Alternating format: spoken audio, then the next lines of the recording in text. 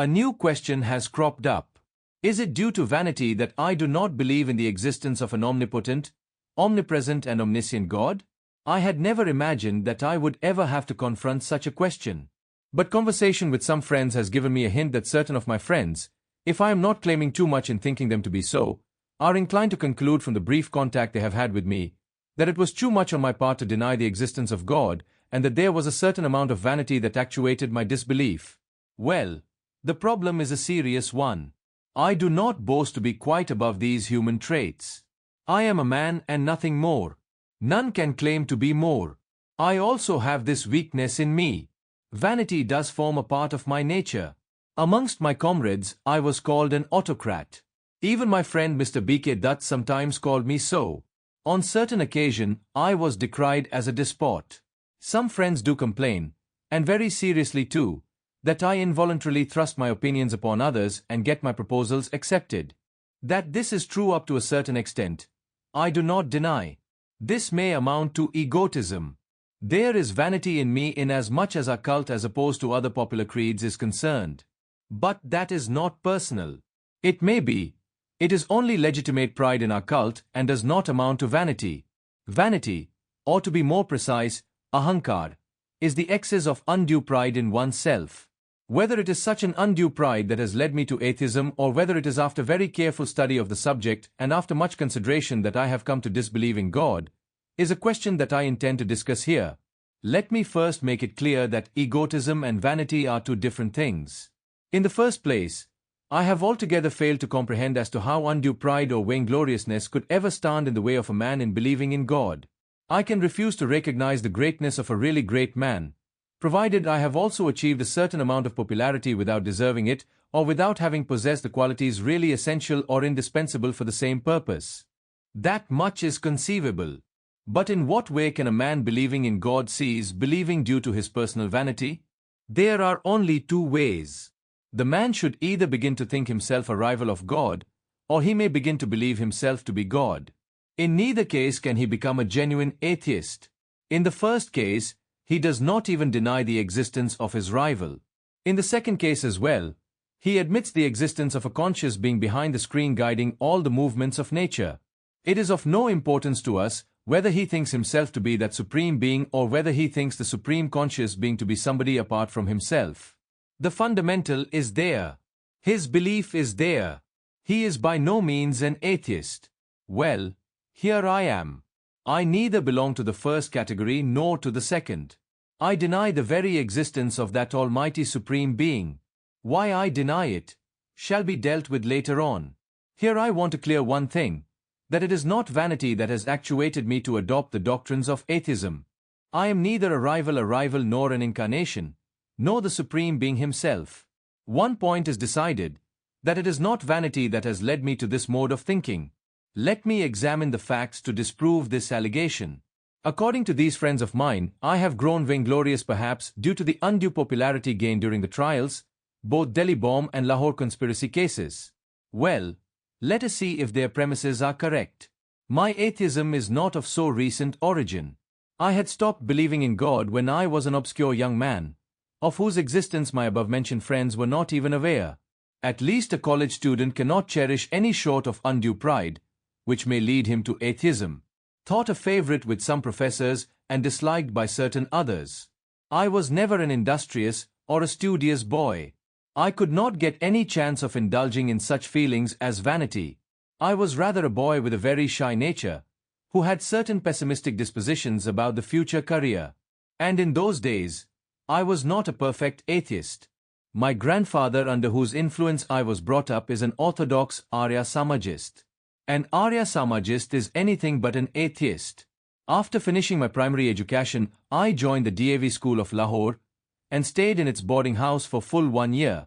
There, apart from morning and evening prayers, I used to recite Gayatri Mantra for hours and hours. I was perfect devotee in those days. Later on I began to live with my father. He is a liberal in as much as the orthodoxy of religions is concerned. It was through his teachings that I aspired to devote my life to the cause of freedom. But he is not an atheist. He is a firm believer. He used to encourage me for offering prayers daily. So this is how I was brought up. In the non-cooperation days, I joined the National College. It was there that I began to think liberally and discuss and criticize all the religious problem, even about God.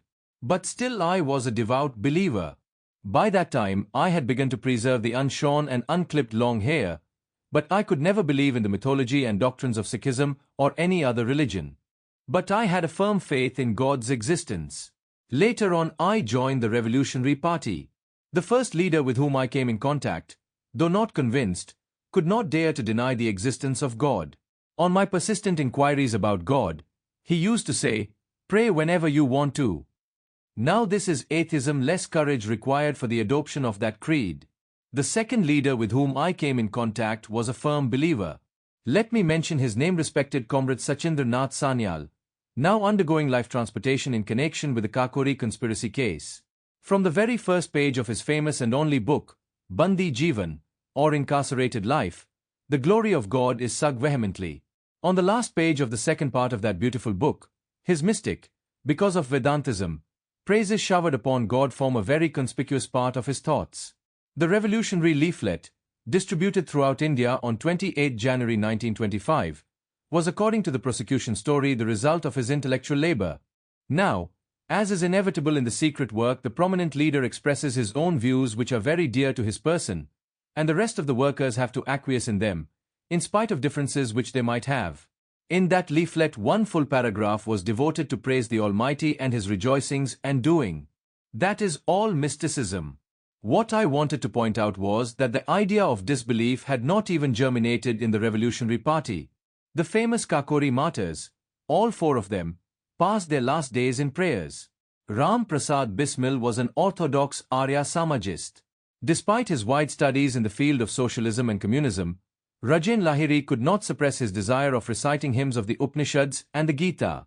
I saw only one man amongst them, who never prayed and used to say, "Philosophy is the outcome of human weakness or limitation of knowledge." He is also undergoing a sentence of transportation for life. But he also never dared to deny the existence of God. Up to that period, I was only a romantic idealist revolutionary. Up till then we were to follow. Now came the time to shoulder the whole responsibility. Due to the inevitable reaction for some time, the very existence of the party seemed impossible. Enthusiastic comrades, nay, leaders, began to jeer at us. For some time, I was afraid that someday I also might not be convinced of the futility of our own program. That was a turning point in my revolutionary career. "Study," was the cry that reverberated in the corridors of my mind. "Study to arm yourself with arguments in favor of your cult." I began to study. My previous faith and convictions underwent a remarkable modification. The romance of the violent methods alone, which was so prominent amongst our predecessors, was replaced by serious ideas. No more mysticism, no more blind faith. Realism became our cult. Use of force justifiable when resorted to as a matter of terrible necessity. Non-violence as policy indispensable for all mass movements. So much about methods. The most important thing was the clear conception of the ideal for which we were to fight. As there were no important activities in the field of action, I got ample opportunity to study various ideals of the world revolution. I studied Bakunin, the anarchist leader, something of Marx, the father of communism, and much of Lenin, Trotsky and others, the men who had successfully carried out a revolution in their country. They were all atheists. Bakunin's God and State, though only fragmentary, is an interesting study of the subject. Later still I came across a book entitled Common Sense by Nirlamba Swami. It was only a sort of mystic atheism. This subject became of utmost interest to me. By the end of 1926, I had been convinced as to the baselessness of the theory of existence of an almighty supreme being who created, guided and controlled the universe. I had given out this disbelief of mine. I began discussion on the subjects with my friends. I had become a pronounced atheist. But what it meant will presently be discussed. In May 1927, I was arrested at Lahore. The arrest was a surprise. I was quite unaware of the fact that the police wanted me. All of a sudden, while passing through a garden, I found myself surrounded by police. To my own surprise, I was very calm at that time. I did not feel any sensation, nor did I experience any excitement. I was taken into police custody. Next day, I was taken to the railway police lockup where I was to pass full 1 month. After many days' conversation with the police officials, I guessed that they had some information regarding my connection with the Kakori party and my other activities in connection with the revolutionary movement. They told me that I had been to Lucknow while the trial was going on there, that I had negotiated a certain scheme about their rescue, that after obtaining their approval, we had procured some bombs, that by way of test one of the bombs was thrown in the crowd on the occasion of Dussehra 1926. They further informed me, in my interest, that if I could give any statement throwing some light on the activities of the Revolutionary Party, I was not to be imprisoned but on the contrary set free and rewarded, even without being produced as an approver in the court. I laughed at the proposal. It was all humbug. People holding ideas like ours do not throw bombs on their own innocent people. One fine morning Mr. Newman, the then senior superintendent of CID, came to me, and after much sympathetic talk with me, imparted to him the extremely sad news that if I did not give any statement as demanded by them, they would be forced to send me up for trial for conspiracy to wage war in connection with Kakri case and for brutal murders in connection with Dussehra bomb outrage. And he further informed me that they had evidence enough to get me convicted and hanged. In those days I believed, though I was quite innocent, the police could do it if they desired. That very day certain police officials began to persuade me to offer my prayers to God regularly, both the times. Now I was an atheist. I wanted to settle for myself whether it was in the days of peace and enjoyment alone that I could boast of being an atheist or whether during such hard times as well, I could stick to those principles of mine. After great consideration, I decided that I could not lead myself to believe in and pray to God. No, I never did. That was the real test and I came out successful. Never for a moment did I desire to save my neck at the cost of certain other things. So I was a staunch disbeliever, and have ever since been. It was not an easy job to stand that test. Belief softens the hardships, even can make them pleasant.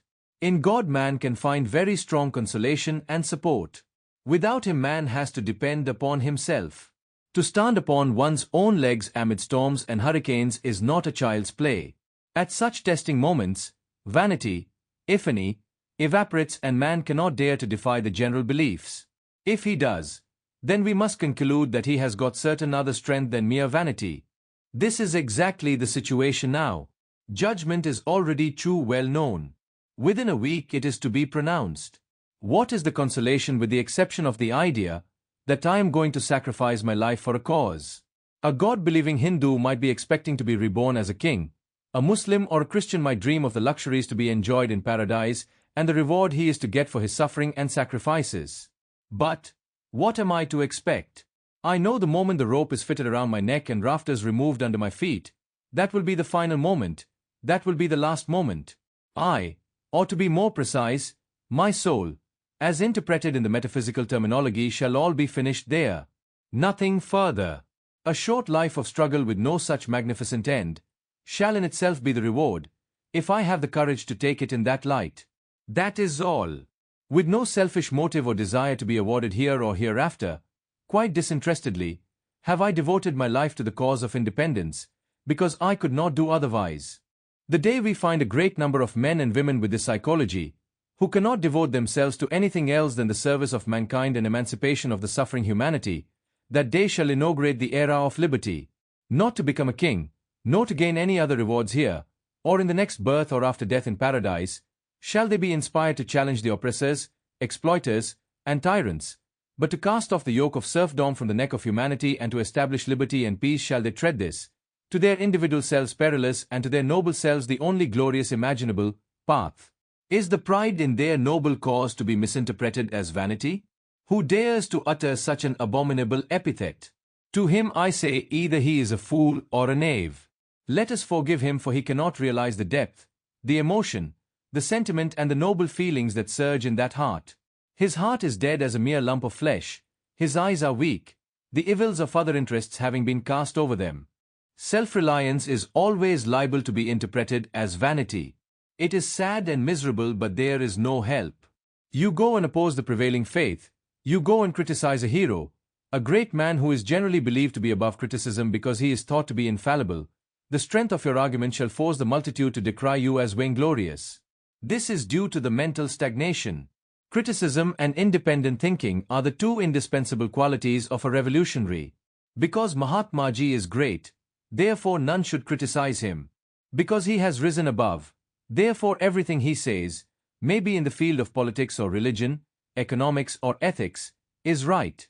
Whether you are convinced or not, you must say, yes, that's true. This mentality does not lead towards progress. It is rather too obviously reactionary. Because our forefathers had set up a faith in some supreme being, the Almighty God, therefore, any man who dares to challenge the validity of that faith, or the very existence of that supreme being, he shall have to be called an apostate, a renegade. If his arguments are too sound to be refuted by counterarguments and spirit too strong to be cowed down by the threat of misfortunes that may befall him by the wrath of the Almighty, he shall be decried as vainglorious, his spirit to be denominated as vanity. Then, why do waste time in this vain discussion? Why try to argue out the whole thing? This question is coming before the public for the first time, and is being handled in this matter-of-fact way for the first time, hence this lengthy discussion. As for the first question, I think I have cleared that it is not vanity that has led me to atheism. My way of argument has proved to be convincing or not, that is to be judged by my readers, not me. I know in the present circumstances my faith in God would have made my life easier, my burden lighter, and my disbelief in Him has turned all the circumstances to dry, and the situation may assume too harsh a shape. A little bit of mysticism can make it poetical. But I do not want the help of any intoxication to meet my fate. I am a realist. I have been trying to overpower the instinct in me by the help of reason. I have not always been successful in achieving this end. But man's duty is to try and endeavor. Success depends upon chance and environments. As for the second question, that if it was not vanity, then there ought to be some reason to disbelieve the old and still prevailing faith of the existence of God. Yes, I come to that now. Reason there is. According to me, any man who has got some reasoning power at his command always tries to reason out his environments. Where direct proofs are lacking, philosophy occupies the important place. As I have already stated, a certain revolutionary friend used to say that philosophy is the outcome of human weakness. When our ancestors had leisure enough to try to solve out the mystery of this world, its past, present and the future, its whys and wherefores, they having been terribly short of direct proofs, everybody tried to solve the problem in his own way. Hence we find the wide differences in the fundamentals of various religious creeds, which sometimes assume very antagonistic and conflicting shapes. Not only the Oriental and Occidental philosophies differ, there are differences even amongst various schools of thought in each hemisphere. Amongst Oriental religions, the Muslim faith is not at all compatible with Hindu faith. In India alone, Buddhism and Jainism are sometimes quite separate from Brahmanism, in which there are again conflicting faiths as Arya Samaj and Sanatan Dharma. Charvak is still another independent thinker of the past ages. He challenged the authority of God in the old times. All these creeds differ from each other on the fundamental question, and everybody considers himself to be on the right. There lies the misfortune. Instead of using the experiments and expressions of the ancient savants and thinkers as a basis for our future struggle against ignorance and to try to find out a solution to this mysterious problem, we, lethargical as we have proved to be, raise the hue and cry of faith, unflinching and unwavering faith to their versions, and thus are guilty of stagnation in human progress. Any man who stands for progress has to criticize, disbelieve and challenge every item of the old faith. Item by item he has to reason out every nook and corner of the prevailing faith. If after considerable reasoning one is led to believe in any theory or philosophy, his faith is welcomed. His reasoning can be mistaken, wrong, misled, and sometimes fallacious. But he is liable to correction because reason is the guiding star of his life. But mere faith and blind faith is dangerous. It dulls the brain and makes a man reactionary. A man who claims to be a realist has to challenge the whole of the ancient faith. If it does not stand the onslaught of reason, it crumbles down. Then the first thing for him is to shatter the whole down and clear a space for the erection of a new philosophy. This is the negative side. After it begins the positive work, in which sometimes some material of the old faith may be used for the purpose of reconstruction. As far as I am concerned, let me admit at the very outset that I have not been able to study much on this point. I had a great desire to study the Oriental philosophy, but I could not get any chance or opportunity to do the same. But so far as the negative study is under discussion, I think I am convinced to the extent of questioning the soundness of the old faith. I have been convinced as to non-existence of a conscious supreme being who is guiding and directing the movements of nature. We believe in nature, and the whole progressive movement aims at the domination of man over nature for his service. There is no conscious power behind it to direct. This is what our philosophy is. As for the negative side, we ask a few questions from the believers. 1. If, as you believe, there is an almighty, omnipresent, omniscient and omnipotent God, who created the earth or world, please let me know why did he create it? This world of woes and miseries, a veritable, eternal combination of numberless tragedies. Not a single soul being perfectly satisfied. Pray, don't say that it is his law. If he is bound by any law, he is not omnipotent. He is another slave like ourselves. Please don't say that it is his enjoyment. Nero burnt one Rome. He killed a very limited number of people. He created very few tragedies, all to his perfect enjoyment. And what is his place in history? By what names do the historians mention him? All the venomous epithets are showered upon him. Pages are blackened with invective diatribes condemning Nero, the tyrant, the hurtless, the wicked. One Changij Khan sacrificed a few thousand lives to seek pleasure in it, and we hate the very name. Then, how are you going to justify your almighty, eternal Nero, who has been, and is still causing numberless tragedies every day, every hour and every minute? How do you think to support his misdoings, which surpass those of Changij every single moment?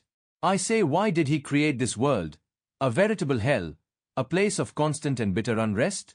Why did the Almighty create man, when he had the power not to do it? What is the justification for all this? Do you say, to award the innocent sufferers hereafter and to punish the wrongdoers as well?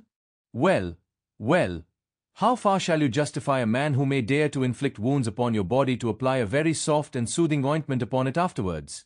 How far the supporters and organizers of the gladiator institution were justified in throwing men before the half-starved furious lions to be cared for, and well locked after if they could survive, and could manage to escape death by the wild beasts? That is why I ask, why did the conscious supreme being create this world and man in it? To seek pleasure? Where, then, is the difference between him and Nero? You Mohammedans and Christians. Hindu philosophy shall still linger on to offer another argument. I ask you, what is your answer to the above-mentioned question? You don't believe in previous birth. Like Hindus, you cannot advance the argument of previous misdoings of the apparently quite innocent sufferers. I ask you, why did the omnipotent labor for 6 days to create the world or word and each day to say that all was well? Call him today. Show him the past history. Make him study the present situation. Let us see if he dares to say, all is well. From the dungeons of prisons, from the stores of starvation consuming millions upon millions of human beings in slums and huts, from the exploited laborers, patiently or say apathetically watching the procedure of their blood being sucked by the capitalist vampires, and the wastage of human energy that will make a man with the least common sense shiver with horror, and from the preference of throwing the surplus of production in oceans rather than to distribute amongst the needy producers. 2. The palaces of kings built upon the foundation laid with human bones. Let him see all this and let him say, all is well. Why and wherefore? That is my question. You are silent. All right then, I proceed. Well, you Hindus, you say all the present sufferers belong to the class of sinners of the previous births. Good. You say the present oppressors were saintly people in their previous births, hence they enjoy power. Let me admit that your ancestors were very shrewd people. They tried to find out theories strong enough to hammer down all the efforts of reason and disbelief. But let us analyze how for this argument can really stand. From the point of view of the most famous jurists, punishment can be justified only from 3 or 4 ends, to meet which it is inflicted upon the wrongdoer. They are retributive, reformative and deterrent. The retributive theory is now being condemned by all the advanced thinkers. Deterrent theory is also following the same fate. Reformative theory is the only one which is essential and indispensable for human progress. It aims at returning the offender as a most competent and a peace-loving citizen to the society. But, what is the nature of punishment inflicted by God upon men, even if we suppose them to be offenders? You say he sends them to be born as a cow, a cat, a tree, a herb, or a beast. You enumerate these punishments to be 84 lakhs. I ask you, what is its reformative effect upon man? How many men have met you who say that they were born as a donkey in previous birth for having committed any sin? None. Don't quote your Puranas. I have no scope to touch your mythologies. Moreover, do you know that the greatest sin in this world is to be poor? Poverty is a sin. It is a punishment. I ask you, how far would you appreciate a criminologist, a jurist or a legislator who proposes such measures of punishment which shall inevitably force men to commit more offenses? Had not your God thought of this, or he also had to learn these things by experience, but at the cost of untold sufferings to be borne by humanity? What do you think shall be the fate of a man who has been born in a poor and illiterate family of, say, a chamar or a sweeper? He is poor, hence he cannot study. He is hated and shunned by his fellow human beings who think themselves to be his superiors, having been born in, say, a higher caste. His ignorance, his poverty and the treatment meted out to him shall harden his heart towards society. Suppose he commits a sin, who shall bear the consequences? God, he or the learned ones of the society? What about the punishment of those people who were deliberately kept ignorant by the haughty and egotist Brahmins, and who had to pay the penalty by bearing the stream of being led in their ears for having heard a few sentences of your sacred books of learning, the Vedas? If they committed any offense, who was to be responsible for them and who was to bear the brunt? My dear friends, these theories are the inventions of the privileged ones. They justify their usurped power, riches and superiority by the help of these theories. Yes, it was perhaps Upton Sinclair that wrote at some place that just makes a man a believer in immortality and then rob him of all his riches and possessions. He shall help you even in that ungrudgingly. The coalition among the religious preachers and possessors of power brought forth jails, gallows, knouts and these theories. I ask why your omnipotent God does not stop every man when he is committing any sin or offense. He can do it quite easily. Why did he not kill warlords or kill the fury of war in them, and thus avoid the catastrophe hurled down on the head of humanity by the Great War? Why does he not just produce a certain sentiment in the mind of the British people to liberate India? Why does he not infuse the altruistic enthusiasm in the hearts of all capitalists to forego their rights of personal possessions of means of production and thus redeem the whole laboring community, nay, the whole human society, from the bondage of capitalism? You want to reason out the practicability of socialist theory. I leave it for your Almighty to enforce it. People recognize the merits of socialism in as much as the general welfare is concerned. They oppose it under the pretext of its being impracticable. Let the Almighty step in and arrange everything in an orderly fashion. Now don't try to advance roundabout arguments. They are out of order. Let me tell you, British rule is here not because God wills it, but because they possess power and we do not dare to oppose them. Not that it is with the help of God that they are keeping us under their subjection, but it is with the help of guns and rifles, bomb and bullets, police and militia, and our apathy, that they are successfully committing the most deplorable sin against society, the outrageous exploitation of one nation by another. Where is God? What is he doing? Is he enjoying all these woes of human race? A Nero, a Chungage. Down with him. Do you ask me how I explain the origin of this world and origin of man? All right, I tell you. Charles Darwin has tried to throw some light on the subject. Study him. Read Soham Swami's Common Sense. It shall answer your question to some extent. This is a phenomenon of nature. The accidental mixture of different substances in the shape of nebulae produced this earth. When? Consult history. The same process produced animals and, in the long run, man. Read Darwin's Origin of Species. And all the later progress is due to man's constant conflict with nature and his efforts to override it. This is the briefest possible explanation of the phenomenon. Your other argument may be just to ask why a child is born blind or lame if not due to his deeds committed in the previous birth. This problem has been explained away by biologists as a mere biological phenomenon. According to them, the whole burden rests upon the shoulders of the parents, who may be conscious or ignorant of their own deeds, which led to mutilation of the child previous to its birth. Naturally, you may ask another question, though it is quite childish in essence. If no God existed, How did the people come to believe in him? My answer is clear and brief. As they came to believe in ghosts and evil spirits. The only difference is that belief in God is almost universal and the philosophy well developed. Unlike certain of the radicals, I would not attribute its origin to the ingenuity of the exploiters, who wanted to keep the people under their subjection by preaching the existence of a supreme being, and then claiming an authority and sanction from him for their privileged positions, though I do not differ with them on the essential point that all faiths, religions, creeds and such other institutions became in turn the mere supporters of the tyrannical and exploiting institutions, men and classes. Rebellion against king is always a sin, according to every religion. As regards the origin of God, my own idea is that having realized the limitation of man, his weaknesses and shortcoming having been taken into consideration, God was brought into imaginary existence to encourage man to face boldly all the trying circumstances, to meet all dangers manfully and to check and restrain his outbursts in prosperity and affluence. God, both will his private laws and parental generosity, was imagined and painted in greater details. He was to serve as a deterrent factor when his fury and private laws were discussed, so that man may not become a danger to society.